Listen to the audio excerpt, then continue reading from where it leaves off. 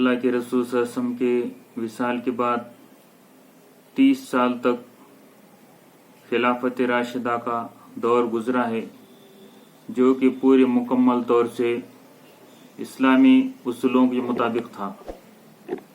उसके बाद हुआ ये कि यजीद ने जो है बैत का सिलसिला शुरू किया। वो बाद में अल्लाह के रसूल सल्लल्लाहु अलैहि वसल्लम ने जो इस्लामी रियासत के उसूल बनाए थे उसमें तब्दीली आने लगी और इमाम हुसैन रज़ी अल्लाह अन्हु ने इसको महसूस किया। और वो क्या तब्दीली आने वाली थी जिसको आपने महसूस किया और उसकी मुखालिफत करने की वजह से आपकी शहादत वाक़ई हुई, वो हमें समझना ज़रूरी है। बहुत सारे लोगों को मालूम है कि शहादत हुई, अल्लाह के रास्ते में शहीद हुए इमाम हुसैन, लेकिन वो बुनियादी क्या वजूहात थी या वो हुकूमत के अंदर वो क्या तब्दीली आने वाली थी जिसकी वजह से आपको मैदान में आना पड़ा, तो इसको समझना बहुत ज़रूरी है।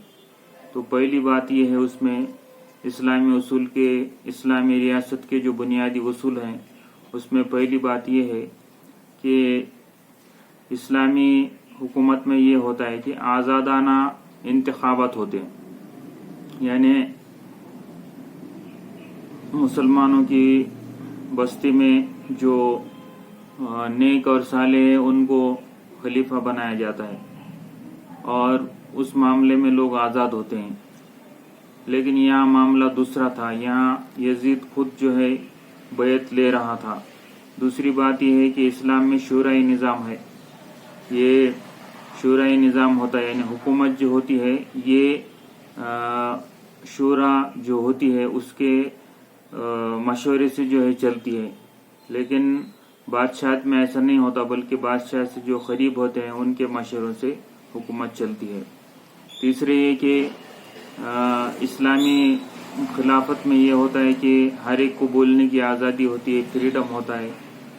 वक्त के जो खलीफा हैं उन पर भी तनकीद की जा सकती है, लेकिन बादशाह में ये चीज़ नहीं होती। बादशाह को बहुत सोच समझ कर बात करना पड़ता है। चौथी बात यह है कि खिलाफत में ये होता है कि जो खलीफा है वो अल्लाह के सामने भी जवाबदेह होता है और आवाम भी उससे पूछ सकती है। लेकिन बादशाह में आवाम की क्या मजाल है कि वो बादशाह को जो है कुछ सवाल करे, पूछे। पांचवी ये कि बैतुल माल जो होता है वो एक अल्लाह की अमानत होती है, उसमें जो भी माल दौलत दाखिल होता है हक के साथ दाखिल होता है और वहाँ से निकालना है तो वो हक ही के साथ निकालता है और वो उसका हिसाब किताब होता है। लेकिन बादशाह में ये होता है कि दौलत जो है किसी भी तरह से हलाल और हराम किसी भी तरीके से आती है और अपने मनमानी तौर से खर्च होती है। छठे ये कि इस्लामी खिलाफत में जो होता है कि अल्लाह और उसके रसूल का कानून चलता है, शरीयत का कानून चलता है, लेकिन बादशाह में ये होता है कि अपना मनमानी कानून जो है उसमें रहता है। सातवीं ये कि खिलाफत में सब बराबर होते हैं, एक ही सब में खड़े हो गए, महमूद व आयाज, न कोई बंदा रहा न कोई बंदा नवाज, यानी सबको इक्वल होता है। लेकिन बादशाह में ये इस तरह से नहीं होता, बल्कि बादशाह और उससे जो करीब लोग होते हैं उनका मर्तबा और मुकाम बुलंद होता है, उनकी गलतियों को माफ़ किया जाता है और आवाम के साथ जो है अलग सलूक होता है।